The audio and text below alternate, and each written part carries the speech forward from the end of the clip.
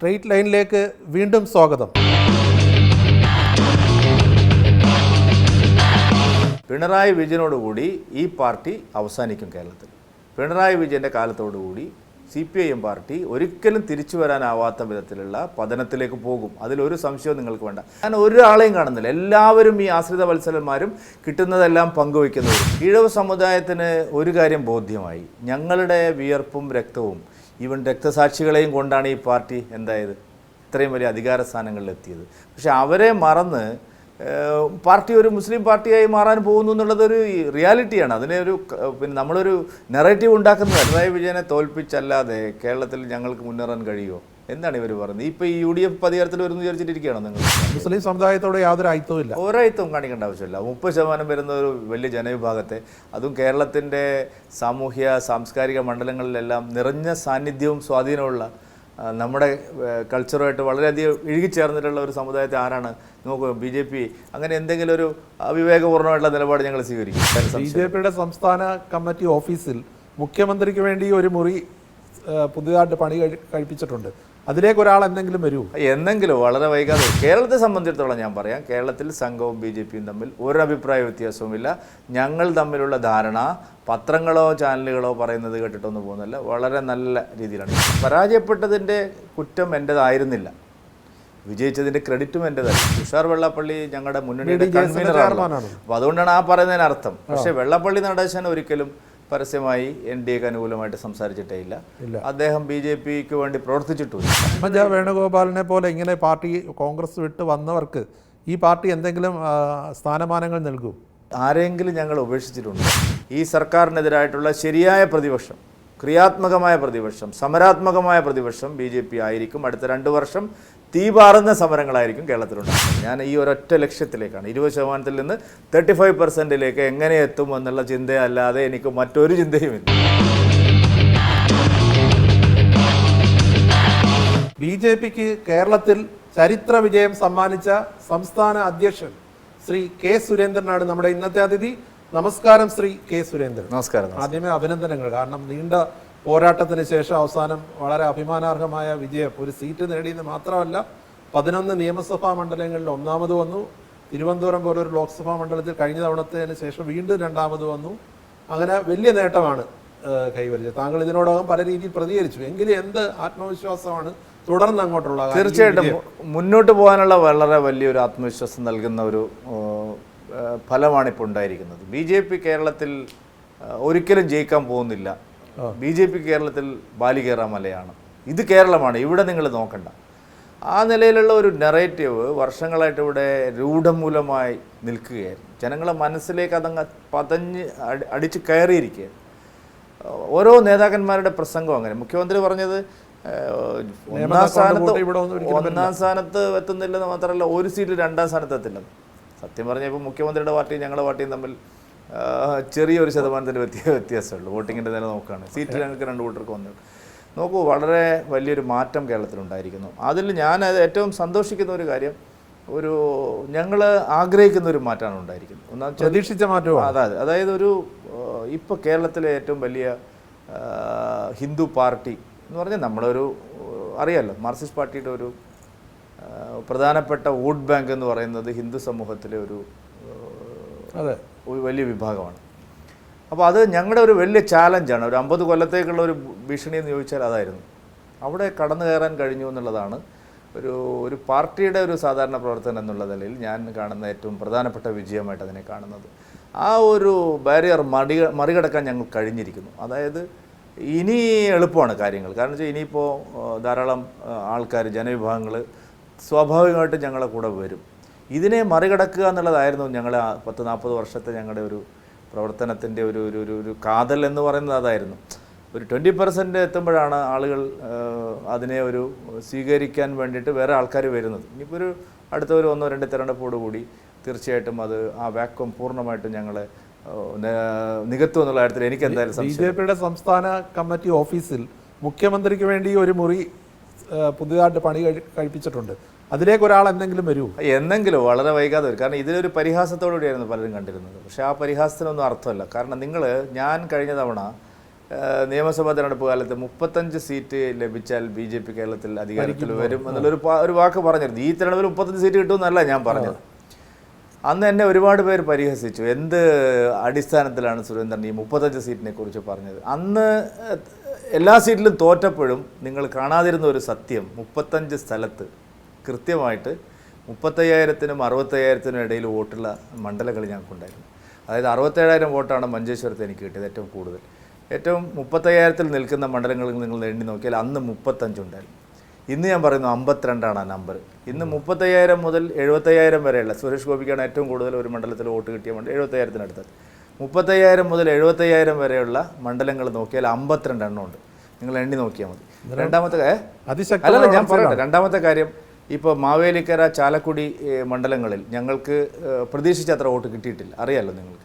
ഇപ്പോൾ ചെങ്ങന്നൂർ, മാവേലിക്കര, കൊട്ടാരക്കര, കുന്നത്ത് നാട്, ഇങ്ങനെയൊക്കെയുള്ള മണ്ഡലങ്ങളുണ്ട്. ആ മണ്ഡലങ്ങളൊക്കെ ഞങ്ങൾക്ക് 40,000-45,000 വോട്ട് കിട്ടുന്ന മണ്ഡലങ്ങളാണ്.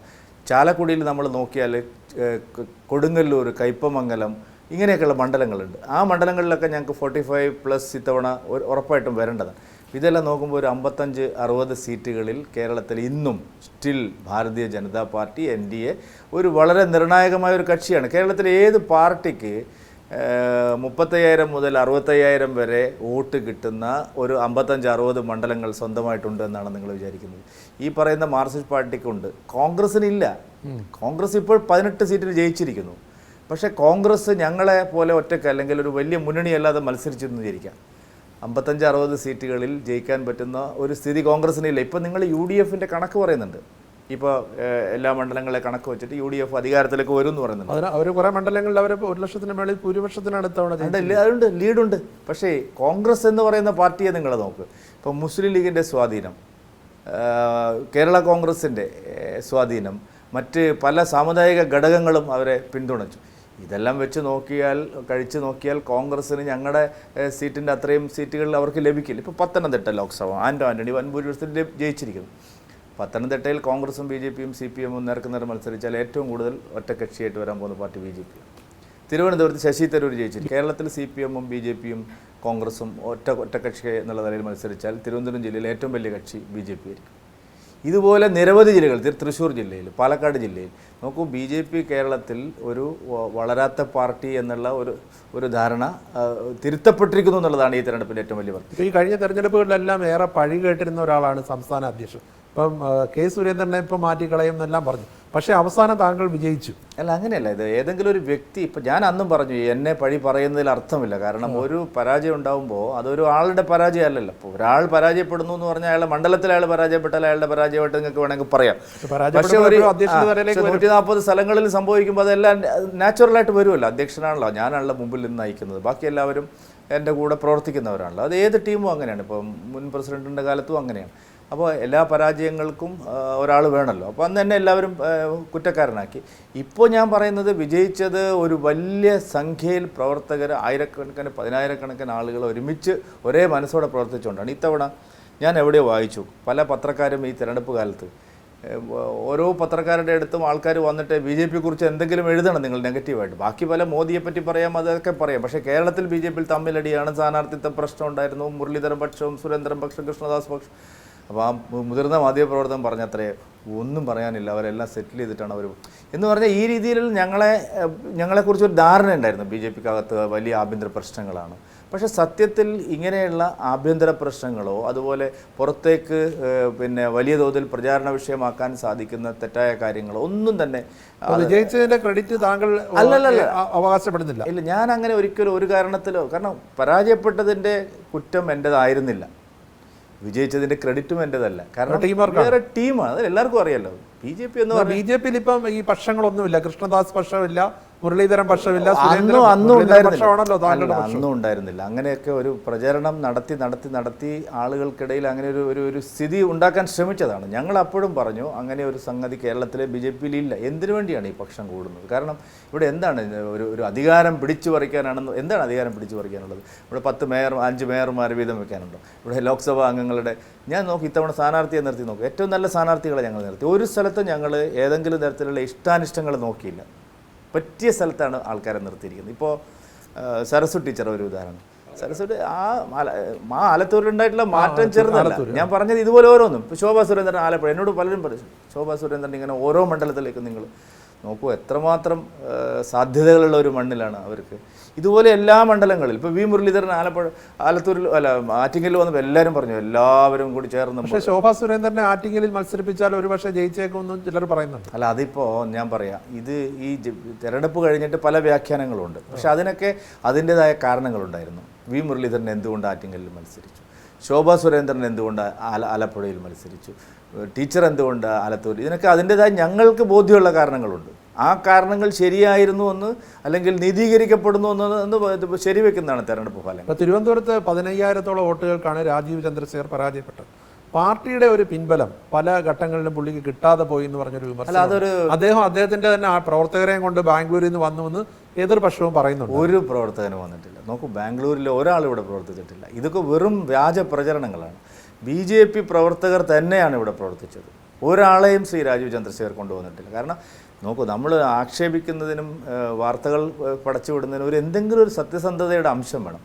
രാജീവ് ചന്ദ്രശേഖരനെ പോലെ ഒരു മനുഷ്യൻ, അദ്ദേഹം ഒരു 35 ദിവസം കൊണ്ടുണ്ടാക്കിയ ഒരു അത്ഭുതകരമായിട്ടുള്ള ചേഞ്ച് എന്ന് പറയുന്നത് ചെറുതല്ല. അദ്ദേഹം ഒരു മാസം മുമ്പെങ്കിലും ഇവിടെ നമുക്ക് കിട്ടിയിരുന്നെങ്കിൽ തീർച്ചയായിട്ടും അദ്ദേഹത്തിന് ജയിക്കാൻ കഴിയുമായിരുന്നു. അദ്ദേഹം ഒരു വലിയ വിഭാഗം ജനങ്ങളുടെ മനസ്സ് കീഴടക്കി. അവസാന നിമിഷത്തിൽ കോസ്റ്റൽ ഏരിയയിൽ ചില കളികൾ നടന്നു. പക്ഷേ അതും അദ്ദേഹത്തിന് ഇപ്പോൾ മനസ്സിലായി. കാരണം നമുക്ക് മനസ്സിലായി, അവിടെയും നമ്മൾ ശ്രദ്ധിച്ചുകൊണ്ട് ആ മണ്ഡലം തിരിച്ചു പിടിക്കാൻ അദ്ദേഹത്തിന് കഴിയും എന്നുള്ള ഒരു പൂർണ്ണ വിശ്വാസം. രാജീവ് ചന്ദ്രശേഖർ ഇനി ഇവിടെ പ്രവർത്തന പദം ഇവിടേക്ക് മാറ്റുമോ ബാംഗ്ലൂരിൽ? അദ്ദേഹം തന്നെ പറഞ്ഞു. അദ്ദേഹം ഇടയ്ക്ക് പിന്തിരിയുന്നു എന്ന് പറഞ്ഞൊരു പോസ്റ്റ് ഇട്ട് പിന്നെ പിൻവലിക്കുകയും ചെയ്തു. അതൊക്കെ വേറെ അടിസ്ഥാനമില്ലാത്ത കാര്യം. അദ്ദേഹം വളരെ വ്യക്തമായും പറഞ്ഞിട്ടുണ്ട്. അദ്ദേഹം ഇപ്പോൾ 100 ദിന കർമ്മ പരിപാടി തോറ്റാലും അദ്ദേഹത്തിന് സാധിക്കും. കാരണം മോദി ക്യാബിനറ്റിൽ ശ്രീ രാജീവ് ചന്ദ്രശേഖർജിയുടെ ഇൻഫ്ലുവൻസ് ചെറുതല്ല. അദ്ദേഹം പ്രവർത്തിച്ച സമയത്ത് അദ്ദേഹത്തിൻ്റെ ട്രാക്ക് റെക്കോർഡ് എന്ന് പറഞ്ഞാൽ അത്ര നല്ല ട്രാക്ക് റെക്കോർഡാണ്. അതുകൊണ്ട് അദ്ദേഹത്തിന് എളുപ്പത്തിൽ ഇവിടെ ശശി തരൂരിന് ഒന്നും ചെയ്യാൻ പറ്റില്ല. നിങ്ങൾ നോക്കിക്കോ, അടുത്ത 5 കൊല്ലം നിങ്ങൾ നോക്കിക്കോ. ശശി തരൂർ ഇനി മത്സരിക്കുന്നതല്ല. ഈ സർക്കാരിൻ്റെ ഇപ്പോഴത്തെ കേന്ദ്ര ഭരണ കാര്യങ്ങൾ ഇദ്ദേഹം MP ഒരു ചെറു വിരൽ അനക്കാൻ ശശി തരൂരിന് സാധിക്കില്ല. പക്ഷേ രാജീവ് ചന്ദ്രശേഖരും മുരളീധരൻജിയും വിചാരിച്ചാൽ, ശ്രീ രാജീവ് ചന്ദ്രശേഖർജിയും മുരളീധരൻജിയും വിചാരിച്ചാൽ നടക്കുന്നതിന്റെ 1000-1 പോലും. പക്ഷേ MP എന്നുള്ള നിലയിൽ അദ്ദേഹത്തിന് സപ്പോർട്ട് ചെയ്യുന്ന ഉത്തരവാദിത്തം കേന്ദ്രത്തിന് 15 വർഷം അയാൾ എന്ത് ചെയ്തു? എന്തെങ്കിലും ഒരു കാര്യം അദ്ദേഹം ചെയ്തോ? അദ്ദേഹം UPA ഭരണകാലത്ത് MP ആയിരുന്നു. എന്ത് ചെയ്തു അദ്ദേഹം? അദ്ദേഹം വെറും വാചക കസർത്തുകൾ മാത്രം കൈവശം വെച്ച്. പക്ഷേ 4ാം തവണയും ജയിച്ചു. ഇപ്പം നമ്മൾ ഈ തെരഞ്ഞെടുപ്പിലേക്ക് വന്നു കഴിഞ്ഞാൽ ഈ പ്ലാറ്റ്ഫോമിൽ കഴിഞ്ഞ ഇന്റർവ്യൂവിൽ ബിനോയ് വിശ്വം പറഞ്ഞു, കേരളത്തിൽ CPIയുടെയും CPMൻ്റെയും വോട്ടുകൾ BJPയിലേക്ക് ചോർന്നിട്ടുണ്ട്. അത് ഒരു പങ്ക് BJPയിലേക്കും പോയിട്ടുണ്ട്. രാഷ്ട്രീയ സമവാക്യത്തിൽ മാറ്റം വരുത്തുന്ന രീതിയിൽ കേരളത്തിൽ ഈഴവ വോട്ട് ബാങ്ക്, അതായത് CPMൻ്റെ ഒരു ബേസ് വോട്ടെന്ന് പറയാവുന്ന, അടിത്തറ വോട്ടെന്ന് പറയാവുന്ന ഈഴവ സമുദായത്തിൽ കടന്നു കയറാൻ BJPക്ക് കഴിഞ്ഞിട്ടുണ്ട്. അത് SNDP യോഗത്തിൻ്റെ നേതൃത്വം കൊണ്ട് അടിയറ വെച്ചു എന്നൊക്കെയുള്ള രീതിയിലുള്ള വിമർശനം MP ഗോവിന്ദൻ നടത്തുകയുണ്ടായി. എന്ത് പറയുന്നു? അല്ല, ഇതിൽ ആദ്യം ഒരു കാര്യം, ഈ ബിനോയ് വിശ്വം പറഞ്ഞതിൽ ഒരു കാര്യം, CPIക്ക് ഇവിടെ വലിയ വോട്ടൊന്നുമില്ല. കാരണം CPMൻ്റെ വോട്ടിലാണ് കാര്യമായിട്ട്. CPI എല്ലാ സ്ഥലത്തും ഈ മുന്നണി ഉള്ളത് കൊണ്ട് നിൽക്കുന്നു മാത്രമേ ഉള്ളൂ. ഇപ്പോൾ തൃശ്ശൂർ തന്നെ CPIക്ക് ഞങ്ങൾ വോട്ട് നോക്കി. CPIക്ക് പോയാൽ ഒരു 15-20,000 വോട്ടേ ഒരു ലോക്സഭാ മണ്ഡലത്തിലുള്ളൂ. അതെ, വന്നു അത് CPMൻ്റെ വോട്ടാണ്. അവിടെയാണ് കടന്നുകയറ്റം. ഞാൻ പറയും, ഈഴവ സമുദായത്തിലേക്ക് BJPയിലേക്ക് വരാൻ തുടങ്ങിയിട്ട് കുറച്ച് കാലങ്ങളായി. കാരണം 2016 അതിൻ്റെ ഏറ്റവും പ്രകടമായിട്ടുള്ള രൂപം നമ്മൾ കണ്ടത്. പക്ഷേ 15 തദ്ദേശ തെരഞ്ഞെടുപ്പിലും അതിൻ്റെ നല്ല പ്രതിഫലനം ഉണ്ടായിരുന്നു. 2010 മുതൽ മെല്ലെ ഈഴവ കമ്മ്യൂണിറ്റിയിലേക്കുള്ള ഒരു കാൽ വയ്ക്കാൻ BJP കഴിഞ്ഞിരുന്നു. 16 ശേഷം അത് പലതരത്തിലും, ഇപ്പോൾ കഴിഞ്ഞ തവണ എല്ലാ മണ്ഡലങ്ങളിലും ഞങ്ങൾ തോറ്റപ്പോഴും ഈഴവ വോട്ടുകളുടെ വരവ് കുറഞ്ഞിരുന്നില്ല.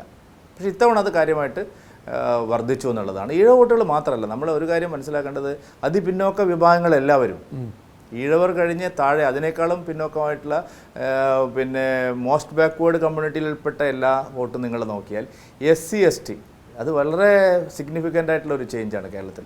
ഇപ്പോൾ ഞാൻ പല പട്ടികവർഗ ബൂത്തുകൾ നോക്കി. ഇപ്പോൾ അട്ടപ്പാടി, വയനാട്. ഇപ്പോൾ വയനാടെന്ന് നമുക്ക് ജയിക്കാൻ സാധ്യതയുള്ളൊരു മണ്ഡലമൊന്നും ആയിരുന്നില്ലല്ലോ. പക്ഷെ അവിടെ എല്ലാം പട്ടികവർഗ മേഖലകളിൽ നല്ല വോട്ട് BJPക്ക് വന്നിട്ടുണ്ട്.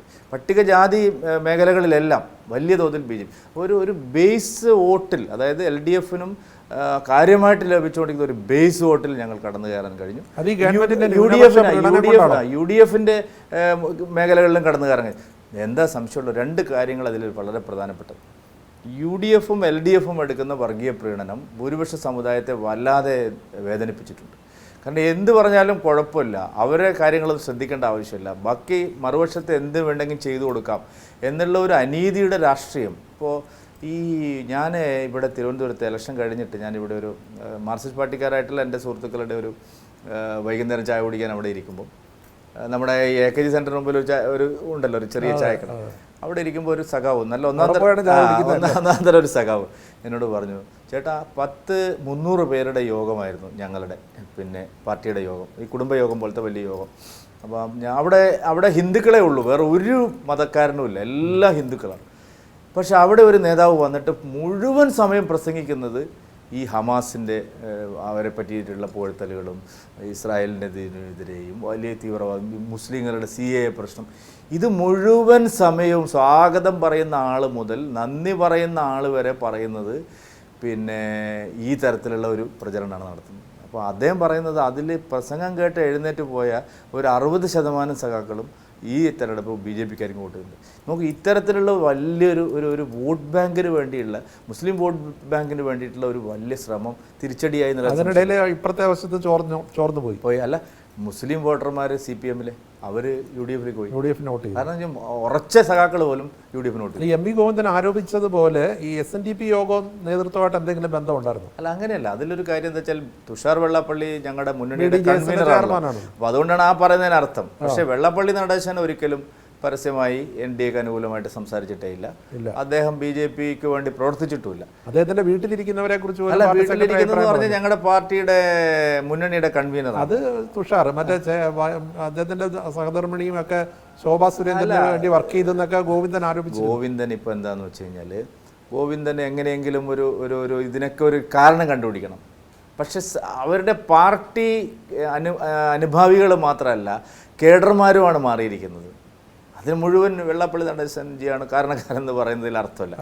ഇതിലൊരു കാര്യം എന്താ വെച്ചാൽ, ഈഴവ സമുദായത്തിന് ഒരു കാര്യം ബോധ്യമായി, ഞങ്ങളുടെ വിയർപ്പും രക്തവും ഈവൻ രക്തസാക്ഷികളെയും കൊണ്ടാണ് ഈ പാർട്ടി എന്തായത് ഇത്രയും വലിയ അധികാര സ്ഥാനങ്ങളിലെത്തിയത്. പക്ഷെ അവരെ മറന്ന് പാർട്ടി ഒരു മുസ്ലിം പാർട്ടിയായി മാറാൻ പോകുന്നു എന്നുള്ളതൊരു റിയാലിറ്റിയാണ്. അതിനെ നമ്മളൊരു നെറേറ്റീവ് ഉണ്ടാക്കുന്നതല്ല, അതൊരു റിയാലിറ്റിയാണ്. അതിനുള്ള തിരിച്ചു ആലപ്പുഴയിലൊക്കെ കണ്ണൂരിലൊക്കെ അല്ലേ, ഞാൻ ചോദിക്കട്ടെ, കണ്ണൂർ സഖാക്കൾ ഇപ്പോൾ SNDP അവിടെ പ്രവർത്തിച്ചിട്ടല്ലല്ലോ കണ്ണൂരിൽ പിണറായി വിജയൻ്റെ ബൂത്തിൽ BJPക്ക് വോട്ട് 3 ഇരട്ടിയായത്. SNDP നേതാവ് ശ്രീ വെള്ളപ്പള്ളി നടേശനോ ശ്രീമതി പ്രീതി നടേശനോ വന്ന് ക്യാമ്പയിൻ നടത്തിയിട്ടല്ലല്ലോ. ഇത് അവരവരുടെ ബോധ്യങ്ങളാണ്. CPM പാർട്ടിക്ക് സംഭവിച്ചത് അവരവരുടെ അണികൾക്ക് തന്നെ ഉണ്ടായിട്ടുള്ള ബോധ്യം. അവർ തെറ്റ് തിരുത്താൻ തയ്യാറല്ലാത്തതുകൊണ്ടാണ് ഇത്തരം ആരോപണങ്ങൾ ഉന്നയിക്കുന്നത്. തെറ്റ് തിരുത്താനാവില്ല. ഇനി എങ്ങനെ തെറ്റ് തിരുത്തും? ഇപ്പോൾ മുസ്ലിം നേതൃത്വത്തെ ഇനി അവർ തള്ളി പറയാൻ കഴിയില്ല. ഇപ്പോൾ മലബാർ സംസ്ഥാനം വേണമെങ്കിൽ വരട്ടെ എന്നുള്ളൊരു സ്റ്റാൻഡ് വന്നിരിക്കുകയാണ് സമസ്ത. മലബാർ സംസ്ഥാനം ആവശ്യമാണെങ്കിൽ തെറ്റ് പറയാൻ പറ്റില്ല. ഇത് PFI മാത്രം പറഞ്ഞതാണ്. ഞാൻ CPMൻ്റെ ഒരു നേതാവിൻ്റെയും പ്രതികരണം കണ്ടിട്ടില്ല, UDFിൻ്റെ ഒരു നേതാവിൻ്റെയും പ്രതികരണം കണ്ടിട്ടില്ല. അല്ല, ആ രീതിയിൽ അത് ഉയർന്നു വന്നില്ല. അല്ല, വരത്തെ എന്തുകൊണ്ട് ഞാൻ വേറെ എന്തെങ്കിലും ആണെങ്കിലോ ചെറിയ പരാമർശം. CPMനോട് ഒരു മൃദു സമീപനമുണ്ടോ? നേരത്തെ CPIയുടെ കാര്യം പറഞ്ഞപ്പോഴുള്ള പരിഹാസം CPMന്റെ കാര്യത്തിൽ. ഇപ്പൊ തൃശ്ശൂരിലെ ഏറ്റവും വലിയൊരു ആരോപണം എന്ന് പറഞ്ഞു കഴിഞ്ഞാൽ CPMും BJPയും തമ്മിലൊരു രഹസ്യ ധാരണയുണ്ടായിരുന്നു. അതായിരുന്നു സുരേഷ് ഗോപിയുടെ വിജയത്തിന്റെ അടിസ്ഥാന ഘടകം. എന്താ പറയുക, ഒരു അടിസ്ഥാനമില്ലാത്ത ആരോപണമാണെന്നുള്ള തെളിവ് എന്താ അറിയോ? മത്സരം നടന്നത് LDFും BJPയും തമ്മിലാണ്. നമുക്ക് 2ാം സ്ഥാനത്ത് വന്ന സുനിൽകുമാറാണ്. ഈ K മുരളീധരനാണ് ഇങ്ങനെ ഒരു ആരോപണം ഉന്നയിച്ചത്. K മുരളീധരൻ 2ാം സ്ഥാനത്ത് വന്നിരുന്നെങ്കിൽ ഇവർക്ക് പറയായിരുന്നു LDF വോട്ട് അങ്ങോട്ട് മറിച്ചു എന്ന്. LDF വോട്ട് മറിഞ്ഞിട്ടില്ല. LDFിൻ്റെ കേഡർ വോട്ടുകളെല്ലാം അവർക്ക് കിട്ടിയിട്ടുണ്ട്. ഞങ്ങൾ കിട്ടിയ വോട്ട് എന്ന് പറയുന്നത് നിഷ്പക്ഷമതികളായിട്ടുള്ള മുഴുവൻ പിന്തുണയും ഞങ്ങൾക്ക് അവിടെ കിട്ടി. പിന്നെ UDFിലെയും LDFിലെയും എല്ലാ വിഭാഗം ആൾക്കാരുടെയും വോട്ട് ഞങ്ങൾ കിട്ടിയിട്ടുണ്ട്. അത് ഏതെങ്കിലും ഒരു പാർട്ടി മറിച്ചതല്ല. ഇപ്പം മുരളീധരൻ ആരോപണം പറയുന്നു, മുരളീധരൻ്റെ ശക്തി കേന്ദ്രങ്ങളായിരുന്ന തൃശ്ശൂർ നഗരത്തിലെ കോൺഗ്രസ് കേന്ദ്രങ്ങൾ മുഴുവൻ ഞങ്ങൾക്ക് നോട്ട് ചെയ്തിരിക്കുന്നത്, സുരേഷ് ഗോപിക്ക് നോട്ട് ചെയ്തിരിക്കുന്നത്. ഈ കോൺഗ്രസ് പറയുന്നത് കേന്ദ്രം ഭരിക്കുന്ന മോദി ഇവിടെ മുണ്ടെടുത്ത മോദി എന്നാണ്. BJPക്ക് അങ്ങനെ ഒരു അഭിപ്രായമുണ്ട്. ഞങ്ങൾ പിണറായി വിജയനെ തോൽപ്പിച്ചല്ലാതെ കേരളത്തിൽ ഞങ്ങൾക്ക് മുന്നേറാൻ കഴിയുമോ എന്താണ് ഇവർ പറയുന്നത്? ഇപ്പൊ ഈ UDF അധികാരത്തിൽ വരുന്നു വിചാരിച്ചിരിക്കുകയാണോ നിങ്ങൾ? ഈ പിണറായി വിജയനെ തോൽപ്പിച്ച് ഞങ്ങൾ അധികാരത്തിൽ വരാനാണ് ഞങ്ങൾ ശ്രമിക്കുന്നത്. എന്താ അത്ര സംശയമുള്ളത്? അടുത്ത നിയമസഭാ തെരഞ്ഞെടുപ്പിലേക്ക് 2 വർഷം ഇനിയും ബാക്കിയല്ലേ?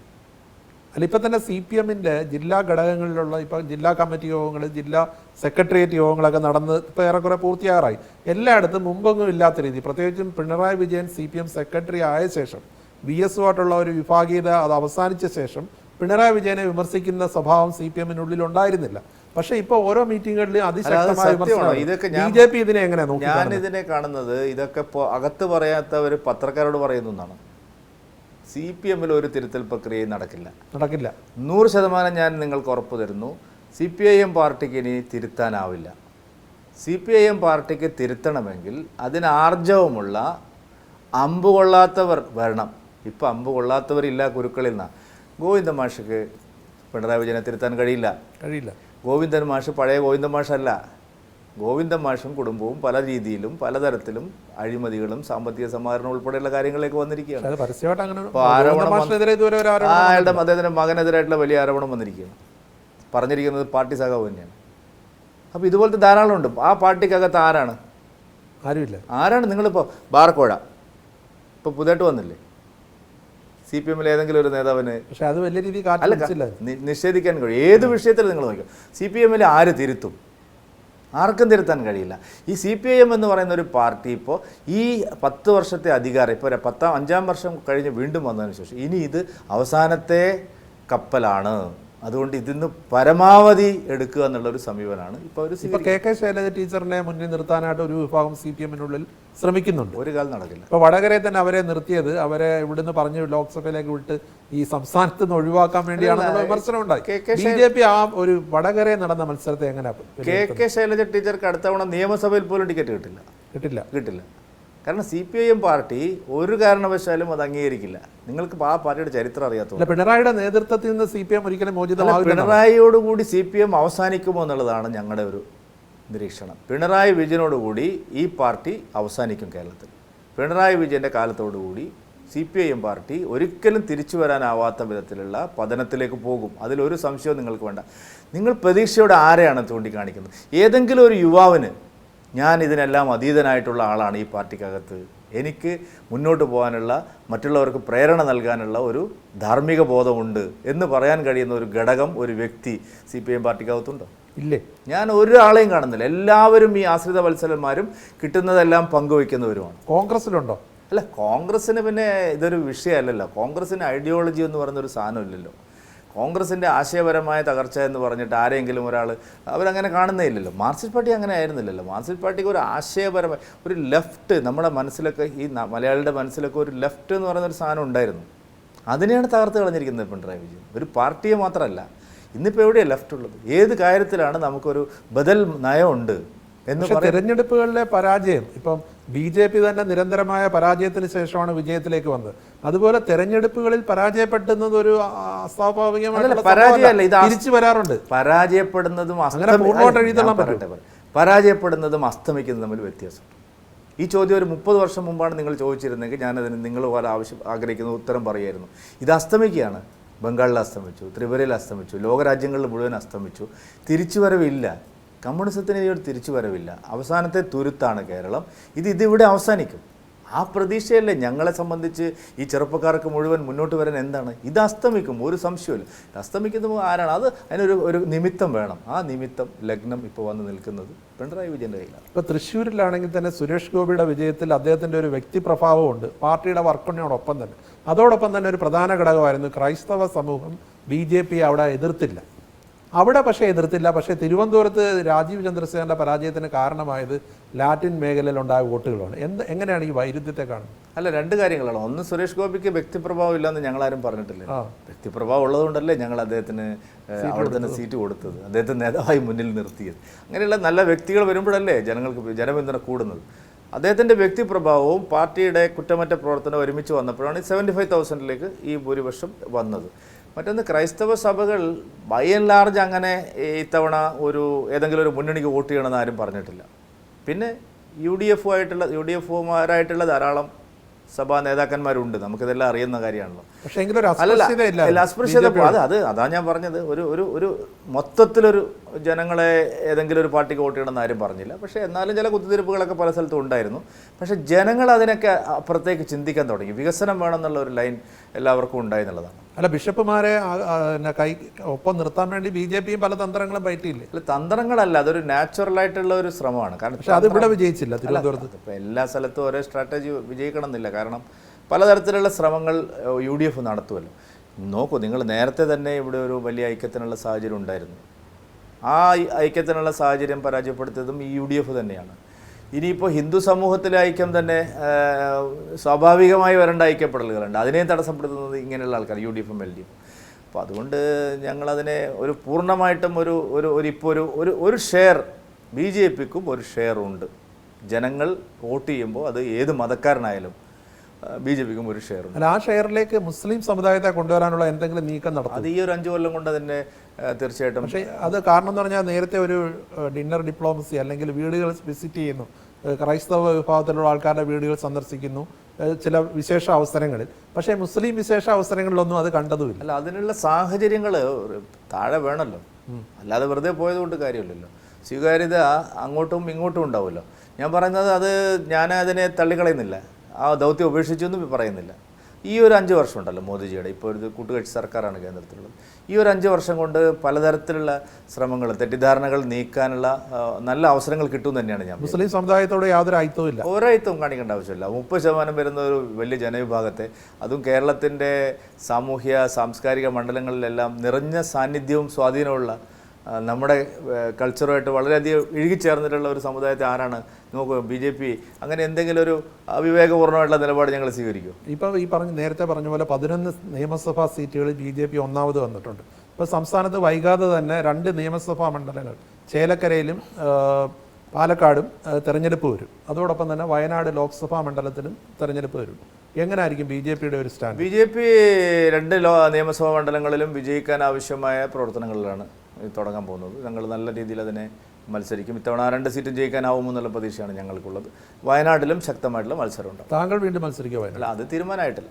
ഇപ്പോൾ തന്നെ ശോഭാ സുരേന്ദ്രനെ ആലപ്പുഴയിൽ നിർത്തി അവർ വളരെ ശക്തമായ മത്സരം കാഴ്ചവെച്ചു. ഇപ്പോൾ ശോഭാ സുരേന്ദ്രൻ പാലക്കാട് മത്സരിക്കും, ശോഭാ സുരേന്ദ്രൻ വയനാട് മത്സരിക്കും, ഇങ്ങനെയൊക്കെയുള്ള പ്രചരണങ്ങൾ. ഈ പ്രചരണങ്ങളൊക്കെ പലതും മാധ്യമങ്ങളിലൂടെ വരുന്ന പ്രചാരണങ്ങളാണ്, പാർട്ടിക്കകത്തു നിന്നുള്ള പ്രചാരണങ്ങളല്ല. അതുകൊണ്ട് അത്തരം കാര്യത്തിലേക്ക് പോകാനുള്ള സമയമായിട്ടില്ല. ഞങ്ങളിപ്പോൾ തയ്യാറെടുപ്പുകൾ ആരംഭിക്കാൻ പോകുന്നേ ഉള്ളൂ. അതിനുശേഷമേ സ്ഥാനാർത്ഥികളുടെ കാര്യങ്ങൾ തീരുമാനമാവുള്ളൂ. ഇപ്പം തന്നെ ഈ തെരഞ്ഞെടുപ്പിൻ്റെ ആ വേളയിൽ ഏറ്റവും വലിയൊരു വിവാദമായി മാറിയത് പ്രകാശ് ജാവദേക്കർ EP ജയരാജനെ സന്ദർശിച്ച വാർത്തയാണ്.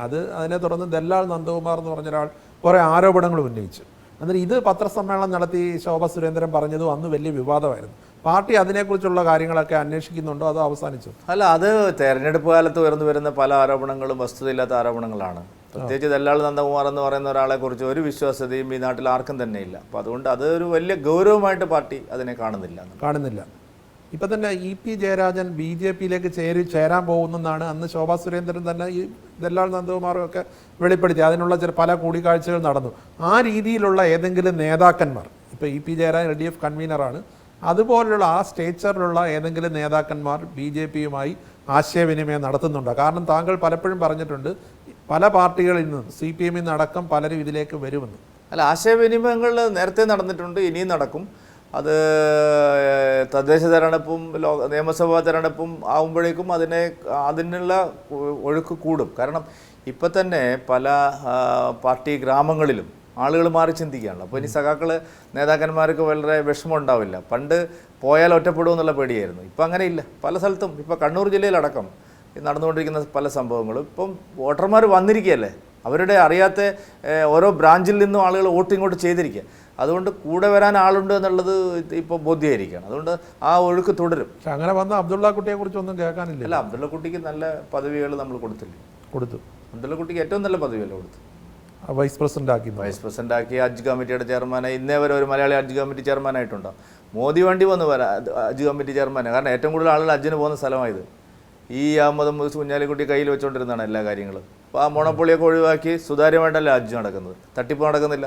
പണ്ടെല്ലാം ഇവർ തന്നെ ട്രാവൽ ഏജൻസിയാണ്. ഈ അഹമ്മദിന് ഒരു സ്വന്തം ട്രാവൽ ഏജൻസി തന്നെ ഉണ്ടായിരുന്നു, ബഷീറിനും എല്ലാം. ഇവരെല്ലാം ചേർന്നിട്ടുള്ള ടിക്കറ്റും എല്ലാം അവർ തന്നെ, ടൂറിസവും എല്ലാം അവർ തന്നെ. ഇപ്പോൾ അതൊക്കെ മാറിയില്ലേ? ഇപ്പോൾ നല്ല സുന്ദരമായിട്ട് ഹജ്ജിന് പോകുന്നില്ല. സ്ത്രീകൾ 4000 ആൾക്കാർ പോയില്ലേ പുരുഷന്മാരില്ലാതെ. മോദി വന്നപ്പോഴാണ് ഇതെല്ലാം. മുസ്ലിം സമുദായം ഇതൊക്കെ മനസ്സിലാക്കുമെന്ന് തന്നെയാണ് ഞാൻ വിചാരിക്കുന്നത്. മോദി മന്ത്രിസഭയിൽ കേരളത്തിൽ നിന്ന് 2 മന്ത്രിമാരുണ്ട്, ശ്രീ സുരേഷ് ഗോപിയും ശ്രീ ജോർജ് കുര്യനും. ഇത്തരം കാര്യങ്ങളിൽ സംസ്ഥാന നേതൃത്വത്തിന് എന്തെങ്കിലും ആശയവിനിമയം നടത്തുകയോ അങ്ങനെ അത് അപ്രതീക്ഷിതമായിരുന്നു ഒരുപക്ഷെ ജോർജ് കുര്യന്റെ സ്ഥാനാർത്ഥിത്വം. അല്ല, കാരണം സുരേഷ് ഗോപി ജയിച്ചുകൊണ്ട് മന്ത്രിയാവുന്ന എല്ലാവരും അപ്രതീക്ഷിതം. ഞങ്ങളാരും അത്ര അപ്രതീക്ഷിതമായിരുന്നില്ല. കേരളത്തിൽ ഒരു മന്ത്രിയും കൂടി ഉണ്ടാവുമെന്നുള്ളതിനെ സംബന്ധിച്ച് നല്ല ബോധ്യം ഉണ്ടായിരുന്നു. ജോർജ് കുര്യനാകുന്നു. തീർച്ചയായിട്ടും ഒരു മതന്യൂനപക്ഷ സമുദായത്തിൽ നിന്ന് ഒരു മന്ത്രി വേണം. പിന്നെ മന്ത്രിസഭയെ തീരുമാനിക്കുന്നതിൻ്റെ ഒരാഴ്ച മുമ്പ് ഇതാരും പറയില്ലല്ലോ. മന്ത്രിസഭയിലെ ആലോചനകൾ ആവശ്യം വരുന്ന ഘട്ടങ്ങളിൽ വേണ്ടപ്പെട്ടവരായിട്ട് അവർ ചർച്ച ചെയ്യും. ഇനിയും ഒരു കേരളത്തിൽ നിന്ന് ഇപ്പോൾ താങ്കൾ ഇത്രയും വലിയ വിജയം സമ്മാനിച്ച അധ്യക്ഷൻ എന്നുള്ള നിലയിൽ താങ്കളെ രാജ്യസഭാംഗമാവുന്നു, ചിലപ്പോൾ മന്ത്രിയാവും, ചിലപ്പോൾ ഗവർണറാകും എന്നൊക്കെ പറഞ്ഞ് ചാനലുകളിലും മറ്റും വാർത്തകൾ വന്നിരുന്നു. എന്ത് പറയുന്നു? ചാനൽ വാർത്ത കണ്ടിട്ട് ആരെങ്കിലും വിശ്വസിക്കുമോ? എനിക്ക് എൻ്റെ പാർട്ടിയെ പറ്റിയിട്ടും എൻ്റെ നിലപാടിനെ പറ്റിയിട്ടും എൻ്റെ അവസ്ഥയെ പറ്റിയിട്ടും ഞാൻ എവിടെ നിൽക്കുന്നു എന്നതിനെ പറ്റിയിട്ടൊക്കെ എനിക്ക് നല്ല ബോധ്യമുണ്ടല്ലോ. പാർട്ടി എന്നെ ഏൽപ്പിച്ചിരിക്കുന്നത് 2020 പാർട്ടി അധ്യക്ഷ പദവി എനിക്ക് തരുമ്പോൾ കേരളത്തിൽ പാർട്ടി പ്രവർത്തനം നടത്തി മുന്നോട്ട് പോകാനാണ് എന്നെ ഇതുവരെ ഏൽപ്പിച്ചിരിക്കുന്നത്. അത് എപ്പോൾ വേണ്ടാന്നത് പറയുന്നത് വരെ ഞാൻ ആ കാര്യം തന്നെ ചെയ്തുകൊണ്ടിരിക്കും. അല്ലാതെ അവിടെ അങ്ങോട്ട് പോകണോ ഇങ്ങോട്ട് ചാടണോ അവിടെ ഗവർണറാവുമോ ഒന്നുമല്ല. പാർട്ടി അധ്യക്ഷ പദവി എന്നെ ഏൽപ്പിച്ചിരിക്കുന്നത് പാർട്ടിയുടെ ജനകീയ അടിത്തറ വർദ്ധിപ്പിക്കാൻ, പാർട്ടി പ്രവർത്തന ശക്തി, മറ്റൊന്നിനെക്കുറിച്ച് ഞാൻ ആലോചിക്കുന്നില്ല. എൻ്റെ മുമ്പിൽ മറ്റൊരു അജണ്ടയും ഇപ്പോഴില്ല. ഇപ്പോഴുള്ള അജണ്ട ഒന്ന് മാത്രം, 20% നിന്ന് എങ്ങനെ 30-ലേക്കോ 35-ലേക്കോ പാർട്ടി എത്തിക്കുക. അത് പോകുന്ന വഴിയിൽ സുരേന്ദ്രൻ ഇനി അത് നയിക്കണ്ടെന്ന് പറയുന്നത് വരെ ഞാൻ മറ്റൊരു ചെവിയും എനിക്ക് കേൾക്കില്ല. നിങ്ങൾ എന്ത് പറഞ്ഞാലും ഞാൻ കേൾക്കില്ല. നിങ്ങളെ ടി വിക്കാരെ എന്ത് കാണിച്ചാലും ഞാൻ കാണില്ല. എൻ്റെ മുമ്പിൽ ഒരു നുകം വെച്ച കാളയെ പോലെയാണ് ഞാൻ. ഈ ഒരൊറ്റ ലക്ഷ്യത്തിലേക്കാണ്, 20% നിന്ന് 35%ലേക്ക് എങ്ങനെ എത്തും എന്നുള്ള ചിന്തയല്ലാതെ എനിക്ക് മറ്റൊരു ചിന്തയുമില്ല. ഇപ്പോൾ ഈ 4 വർഷം, ഇപ്പോൾ 5 വർഷത്തിലേക്ക് അടുക്കുകയാണ് താങ്കളുടെ പ്രസിഡന്റ്ഷിപ്പ്. ആ കാലയളവിൽ താങ്കളുടെ വിമർശകർക്കുള്ള ഏറ്റവും വലിയ മറുപടിയല്ലേ ഈ വോട്ട് വർധനയും ഈ പാർട്ടിയുടെ ബേസ് ഉയർന്നത്? അല്ല, അതല്ല, ഞാൻ അപ്പോഴേ പറഞ്ഞു ഇതിന് രണ്ടുമുണ്ട്. ഇപ്പോൾ നിങ്ങൾ ചോദിച്ചാൽ പരാജയത്തിൻ്റെ ഉത്തരവാദി ഞാനാണോ എന്ന് ചോദിച്ചാൽ വിജയത്തിൻ്റെ ഉത്തരവാദി ഞാനാണെന്ന് പറയേണ്ടി വരും. പക്ഷേ അത് രണ്ടുമല്ല ഞാൻ പറയുന്നത്. പരാജയത്തിൻ്റെ ഉത്തരവാദിയും ഞാനായിരുന്നില്ല, വിജയിച്ചതിൻ്റെ ക്രെഡിറ്റും എനിക്കല്ല. പക്ഷേ ഇതൊന്നും അല്ലെന്ന്, ഇതാണ് സമ്പൂർണ്ണ വിജയമായി എന്ന് ആരെങ്കിലും, ഞങ്ങൾ ഇതിലൊന്നും അഭിരമിക്കുന്നേ ഇല്ല. 20% എന്ന് പറയുന്ന ഒരു സിഗ്നിഫിക്കൻ്റ് വോട്ട് ഷെയർ ആണ്. പക്ഷെ ലക്ഷ്യം അതല്ലല്ലോ, പോവാൻ ഇനിയും ഒരുപാടുണ്ട്. ആ ദൂരത്തിലേക്കുള്ള പ്രയാണം ഇനിയാണ് ഞങ്ങളെ കൂടുതൽ ശക്തിപ്പെടുത്തുന്നത്. അല്ലാതെ ഇത് കണ്ടോ എല്ലാം ആയി, 20% ആയി, എന്നാൽ പോവാം, അങ്ങനെയല്ല. ഇനി 35-ൽ എത്തണം, വളരെ വൈകാതെ. അതിലേക്കുള്ള പണിയാണ് ഞങ്ങൾ. BJPയുടെ താല്പര്യമുള്ള ആൾക്കാർ എപ്പോഴും വിമർശിക്കുന്ന ഒരു കാര്യമാണ് നേതൃത്വത്തിലുള്ള എന്താ പറയുക, പരസ്പര അടുപ്പമില്ലായ്മ, തമ്മിലുള്ള ചേരിതിരിവ്. അതിൽ നിന്ന് പൂർണ്ണമായിട്ടും BJP മുക്തമായോ? സമ്പൂർണ്ണമായിട്ട് മുക്തമായി തന്നെയാണ് ഞാൻ വിചാരിക്കുന്നത്. ഒരു പോറലും ഇനി ഏൽക്കാൻ അനുവദിക്കാത്ത വിധത്തിലെ ജാഗ്രതയോടെ ഞങ്ങൾ പോകും. ഞാൻ ഇതുവരെ പറഞ്ഞത് ഈ ലോക്സഭാ തെരഞ്ഞെടുപ്പിൽ ഞങ്ങൾ കാഴ്ചവെച്ചത് വളരെ ഐക്യത്തോടു കൂടിയുള്ള ഒരു നേട്ടമാണ്. ഇനി അത് നിലനിർത്താനും കൂടി എനിക്ക് ബാധ്യതയുണ്ട്. ഞാൻ വെറുതെ പറയുന്ന ആളല്ല. എൻ്റെ ഭാഗത്ത് അധ്യക്ഷൻ എന്നുള്ള നിലയിൽ എല്ലാവരും ഇപ്പം വളരെ വേറൊരു പ്രത്യേകത കൂടിയുണ്ട്. പഴയ പാർട്ടിക്കാർ മാത്രമല്ല, ഇപ്പം നല്ല എക്സ്പീരിയൻസ്ഡ് ഹാൻഡ്സ് നമുക്ക് വന്നിരിക്കും. ഇപ്പോൾ മുരളീധരൻജി 6 വർഷം BJP പ്രസിഡന്റ് ആയിരുന്നു. പക്ഷെ കഴിഞ്ഞ 5 വർഷം അദ്ദേഹം പൂർണ്ണമായിട്ടും ഡൽഹിയിലായിരുന്നു. ഇനി അദ്ദേഹത്തിൻ്റെ സേവനം ഞങ്ങൾക്കുണ്ട്. വളരെ പരിചയസമ്പന്നനായ രാജീവ് ചന്ദ്രശേഖർജിയുടെ സേവനമുണ്ട്. അദ്ദേഹത്തിൻ്റെ സേവനവും കേരളത്തിലുണ്ട്. ജോർജ് കുര്യൻ മന്ത്രിയെ ഞങ്ങളുടെ ജനറൽ സെക്രട്ടറിയായിരുന്നു. അപ്പോൾ അദ്ദേഹത്തിൻ്റെ സേവനം കൂടുതലായി കിട്ടും. സുരേഷ് ഗോപി എന്ന് പറയുന്ന മിടുക്കനായ ഒരു മന്ത്രി വേറെ. ഇനി ഇത് വെച്ച് കഴിഞ്ഞാൽ ഇനിയും ധാരാളം പുതിയ ആൾക്കാർ വന്നിട്ടുണ്ട്. ഇപ്പോൾ പത്മജ വേണുഗോപാൽ വന്നിട്ടുണ്ട്, PC ജോർജ് വന്നിട്ടുണ്ട്, നിരവധി. ഞാൻ ഉദാഹരണം പറയും. ഇവരെയൊക്കെ സേവനം കഴിഞ്ഞ കാലങ്ങളിലുള്ളതിനേക്കാൾ കൂടുതൽ ഇപ്പം നമുക്ക് ചെയ്യാൻ പറ്റും. അതുകൊണ്ട് ഞങ്ങൾ കുറച്ചുകൂടി ഗൗരവമായിട്ട് ഒരു തരത്തിലും മറ്റ് അഭിപ്രായ വ്യത്യാസങ്ങളൊന്നുമില്ലാതെ കൊണ്ടുപോകുക എന്നുള്ളത് തന്നെയാണ്. ഇപ്പോൾ പത്മജ വേണുഗോപാലിൻ്റെ വരവ് തൃശ്ശൂരിലെ വിജയത്തെ എത്രമാത്രം സഹായിച്ചു? പത്മജ വേണുഗോപാലിൻ്റെ വരവിൻ്റെ ഒരു മെസ്സേജ് ചെറുതായിരുന്നില്ല. വോട്ട് ഇപ്പോൾ ഒരാൾക്ക്, ഇപ്പോൾ താങ്കൾ പാർട്ടിയിൽ ചേർന്ന് 5000 വോട്ട് താങ്കൾ, അങ്ങനെയല്ല. ഒരു വോട്ടല്ല, ഒരു കോൺസ്റ്റിറ്റ്യുവൻസിയിലെ വോട്ടല്ല. തൃശ്ശൂരിൽ നാച്ചുറലി ഉണ്ട്. പക്ഷേ കരുണാകരൻ്റെ മകളും ആന്റണിയുടെ മകനും വന്നു എന്ന് പറയുന്നത് ഒരു ചെറിയ മെസ്സേജ് ആയിരുന്നില്ല. അതിൻ്റെ വേണുഗോപാലിനെ പോലെ ഇങ്ങനെ പാർട്ടി കോൺഗ്രസ് വിട്ട് വന്നവർക്ക് ഈ പാർട്ടി എന്തെങ്കിലും സ്ഥാനമാനങ്ങൾ നൽകും? ആരെങ്കിലും ഞങ്ങൾ ഉപേക്ഷിച്ചിട്ടുണ്ടോ? മറ്റു പാർട്ടികളിൽ നിന്ന് വന്നവരെ ഇതുപോലെ ബഹുമാനിക്കുകയും ആദരിക്കുകയും ചെയ്ത വേറെ ഏത് പാർട്ടിയുണ്ട്? പത്മജയോട് താങ്കൾ ചോദിക്കൂ. മോദിയോടൊപ്പം സ്റ്റേജിലിരിക്കുന്നു പത്മജ. കോൺഗ്രസ്സിലാണെങ്കിൽ എവിടെ ഇരിക്കും? 5ാമത്തെ വരിയിലിരിക്കും. ഞങ്ങൾക്ക് അങ്ങനെയില്ല. ഞങ്ങൾ വരുന്നവർക്കെല്ലാം അവരുടെ സ്റ്റാച്ചർ, അവരുടെ പിന്നെ പ്രത്യേകത അനുസരിച്ച് അവരെല്ലാം ഞങ്ങൾ പരിഗണിച്ചിട്ടുണ്ട്. പത്മജയ്ക്ക് ഒരു കാരണവശാലും സങ്കടപ്പെടേണ്ടി വരില്ല. മോദിയുടെ പാർട്ടിയിലാണ്, BJP-യിലാണ് അവർ ചേർന്നിരിക്കുന്നത്. ഒരു അവഗണനയും നേരിടും. സംഘടന പുനഃസംഘടന സംസ്ഥാനത്ത് ജില്ലാ പ്രസിഡന്റുമാരെ മാറ്റാനോ അങ്ങനെയുള്ള എന്തെങ്കിലും ആലോചനയുണ്ടോ? ഇതുവരെ അത്തരം ഒരു ആലോചനയും നടന്നിട്ടില്ല. ഞാനത് ചോദിക്കാൻ കാരണം അല്ലാതെ ഞാൻ അതുകൊണ്ടാണ് പറയുന്നത്, സംഘടനയ്ക്ക് അതിൻ്റെതായ ഒരു പ്രൊസീജിയർ ഉണ്ട്. ഞങ്ങൾക്ക് ആ പ്രൊസീജിയർ എന്ന് പറയുന്നത് സംഘടനാ പർവം എന്നുള്ള നിലയിൽ ഞങ്ങൾ മെമ്പർഷിപ്പ് ക്യാമ്പയിൻ നടത്തും, ബൂത്ത് കമ്മിറ്റികൾ പുനഃസംഘടിപ്പിക്കും, മണ്ഡലം കമ്മിറ്റികൾ പുനഃസംഘടിപ്പിക്കും, ജില്ലാ കമ്മിറ്റികൾ പുനഃസംഘടിപ്പിക്കും. സംസ്ഥാന തലത്ത് ആ സമയത്ത് മാറ്റം വേണോ വേണ്ടയോ നോക്കിയിട്ട് പുനഃസംഘടിപ്പിക്കും. ഈ സംഘത്തിൻ്റെ ഒരു പിന്തുണ അല്ലെങ്കിൽ RSSന്റെ സപ്പോർട്ട് സംസ്ഥാന ഘടകത്തിനുണ്ട്. അപ്പോൾ ഇപ്പോഴത്തെ UP-യിൽ നേരിട്ട പരാജയത്തിൻ്റെ ഒരു കാരണമായിട്ട് വിലയിരുത്തപ്പെടുന്നത് സംഘവുമായിട്ടുണ്ടായ ചില ഭിന്നതകളാണ്. അതൊക്കെ ഞങ്ങളെ പരസ്പരം തമ്മിലടിപ്പിക്കാനും ഭിന്നത ഉണ്ടാക്കാൻ വേണ്ടിയുള്ള പ്രചരണം. ഇവിടെ അങ്ങനൊന്നും ഒരു വളരെ നല്ല അണ്ടർസ്റ്റാൻഡിങ്ങിലാണ്. കേരളത്തിൽ എന്നല്ല, ഇന്ത്യയിൽ എല്ലായിടത്തും അങ്ങനത്തെ. എനിക്ക് ബാക്കി സ്ഥലങ്ങളൊന്നും അറിയില്ല, ഞാൻ അന്വേഷിക്കാൻ പോയിട്ടുമില്ല. പക്ഷേ കേരളത്തെ സംബന്ധിച്ചിടത്തോളം ഞാൻ പറയാം, കേരളത്തിൽ സംഘവും BJP-യും തമ്മിൽ ഒരു അഭിപ്രായ വ്യത്യാസവുമില്ല. ഞങ്ങൾ തമ്മിലുള്ള ധാരണ പത്രങ്ങളോ ചാനലുകളോ പറയുന്നത് കേട്ടിട്ടൊന്നും പോകുന്നില്ല. വളരെ നല്ല രീതിയിലാണ് ഞങ്ങൾ. തിരഞ്ഞെടുപ്പിൽ ഈ ബൂത്ത് ലെവൽ പ്രവർത്തനത്തിൽ സംഘം വളരെ ശക്തമായിട്ട് വീടുകൾ കയറി ഇറങ്ങുന്നവരും എല്ലാം പിന്തുണച്ചിട്ടുണ്ടോ? തീർച്ചയായിട്ടും. സംഘത്തിന് ഇത്തവണ ഉണ്ടായിരുന്ന പ്രവർത്തകരോട് പറഞ്ഞിരുന്ന ഒരു കാര്യം, പ്രാദേശിക അടിസ്ഥാനത്തിൽ പോളിംഗ് വർദ്ധിപ്പിക്കാനും അതുപോലെ തന്നെ ബൂത്തിലെ പ്രവർത്തനങ്ങൾക്ക് സഹായിക്കാനും സ്വയം സേവകർ തയ്യാറാവണം എന്നുള്ളതാണ്. സംഘം എപ്പോഴും അങ്ങനെയാണ്. സംഘാധികാരിമാരും തന്നെ തെരഞ്ഞെടുപ്പിൽ വന്നിട്ട് സ്ഥാനാർത്ഥിയുടെ ഏജന്റ് ആവുമോ അതല്ലേ ബൂത്തിലിരിക്കുകയൊന്നും ചെയ്യില്ല. സംഘം എപ്പോഴും അതിൻ്റെ സ്വയം സേവകർ ഈ നാടിൻ്റെ താല്പര്യത്തിന് വേണ്ടിയിട്ട് തെരഞ്ഞെടുപ്പുകളെ കാണണം എന്നുള്ളത്. അത് ഇത്തവണ നന്നായിട്ട് നടന്നിട്ടുണ്ട്. 2 വർഷത്തിനുള്ളിൽ നിയമസഭാ തെരഞ്ഞെടുപ്പാണെങ്കിലും അടുത്ത വർഷം തദ്ദേശ സ്വയംഭരണ സ്ഥാപനങ്ങളിലേക്കുള്ള തെരഞ്ഞെടുപ്പാണ്. തിരുവനന്തപുരമൊക്കെ BJP-ക്ക് വലിയ നഗരത്തിൽ വലിയ സാന്നിധ്യമുള്ള പാർട്ടിയാണ്. എന്താണ് പ്രതീക്ഷ? നല്ല പ്രതീക്ഷയാണ്. ഇപ്പോഴത്തെ റിസൾട്ട് വെച്ചിട്ട് തന്നെ പ്രധാനപ്പെട്ട 2 കോർപ്പറേഷനുകളിൽ ഞങ്ങൾ 1ാം സ്ഥാനത്താണ്. ഒട്ടേറെ നഗരസഭകളിൽ ഞങ്ങൾ മുമ്പോട്ട് വന്നിട്ടുണ്ട്. ജില്ലാ പഞ്ചായത്ത് ഡിവിഷനുകൾ നിരവധി എണ്ണത്തിൽ ഞങ്ങൾ മുമ്പിൽ വന്നിട്ടുണ്ട്. 100 കണക്കിന് ഗ്രാമപഞ്ചായത്തുകളിൽ BJP വലിയ സ്വാധീന ശക്തിയായിട്ടുണ്ട്. അതെല്ലാം വെച്ച് മനസ്സിലാക്കിയിട്ട് ഞങ്ങൾ കൂടുതൽ നല്ല തയ്യാറെടുപ്പ് നടത്തും. പക്ഷേ പൊതുവിഷയങ്ങളിലേക്ക് വരുമ്പോൾ ഈ ഗവൺമെൻറ്റിനെ വിമർശിക്കാനും അല്ലെങ്കിൽ ഈ ഗവൺമെൻറ്റിൻ്റെ പല പ്രവർത്തനങ്ങളെയും എതിർക്കാനും ഒക്കെ ഉള്ള അത്തരം പ്രക്ഷോഭങ്ങളോ സമരങ്ങളോ BJP-യുടെ ഭാഗത്തു നിന്ന് വലിയ രീതിയിൽ ഉണ്ടാകുന്നുണ്ടോ? നേരത്തെ ഉണ്ടായിരുന്നു. സംഘടന ശക്തിപ്പെടുത്തുന്നതിൻ്റെ ഭാഗമായിട്ട് ഞങ്ങൾ ഓരോ വിഷയങ്ങളെയും ഓരോരോ ബന്ധപ്പെട്ട സംഘടനകളാണ് ആ കാര്യങ്ങളെല്ലാം ചെയ്തത്. ഇപ്പോൾ യുവാക്കളുടെ വിഷയമാണെങ്കിൽ യുവമോർച്ചയാണ് ചെയ്യുന്നത്, കർഷകരുടെ ആണെങ്കിൽ കിസാൻ മോർച്ചയാണ്. 2024 ലോക്സഭാ തെരഞ്ഞെടുപ്പ് വിധി ജനങ്ങൾ നൽകിയത് ശരിയായി പരിശോധിച്ച് ഈ സർക്കാരിനെതിരായിട്ടുള്ള ശരിയായ പ്രതിപക്ഷം, ക്രിയാത്മകമായ പ്രതിപക്ഷം, സമരാത്മകമായ പ്രതിപക്ഷം BJP ആയിരിക്കും. അടുത്ത 2 വർഷം തീപാറുന്ന സമരങ്ങളായിരിക്കും കേരളത്തിലുണ്ടാകാൻ പോകുന്നത്. അതിശക്തമായ സമരങ്ങൾ തീർച്ചയായിട്ടും. ഇപ്പോൾ താങ്കൾ നേരത്തെ പറഞ്ഞപ്പോൾ അടുത്ത തവണ വീണ്ടും കോൺഗ്രസ് വരില്ല എന്നുള്ളൊരു സൂചന ഇടയ്ക്ക് വന്നത് അടുത്ത നിയമസഭാ തെരഞ്ഞെടുപ്പിൽ. അത് എന്തടിസ്ഥാനത്തിലാണ്? കോൺഗ്രസ് വരാനാണോ ഞങ്ങൾ പ്രവർത്തിക്കുന്നത്? അതെങ്ങനെയാണ് നിങ്ങൾ BJP ജയിക്കില്ലെന്ന് നിങ്ങൾ നേരത്തെ നിങ്ങളെല്ലാം ഒരു ചാൻസ് ഉണ്ടോ? ഒരിക്കലും ഇല്ല. ഞാൻ നേരത്തെ വ്യക്തമായി പറഞ്ഞല്ലോ, പിണറായി വിജയനോട് കൂടി ഇത് അസ്തമിക്കും. ഉയർന്നു വരുന്നത് BJP. എന്തായാലും 52 സീറ്റ് കൊണ്ട് അധികാരം നോക്കാൻ നമുക്ക് കാത്തിരിക്കാം. ഞങ്ങൾ നല്ല കോൺഫിഡൻ്റ് ആണ് അടുത്ത സർക്കാർ ഉണ്ടാക്കാൻ കഴിയുമെന്നുള്ള നല്ല ആത്മവിശ്വാസം കേരളത്തിൽ. തീർച്ചയായിട്ടും. അപ്പോൾ എല്ലാ ആശംസകളും.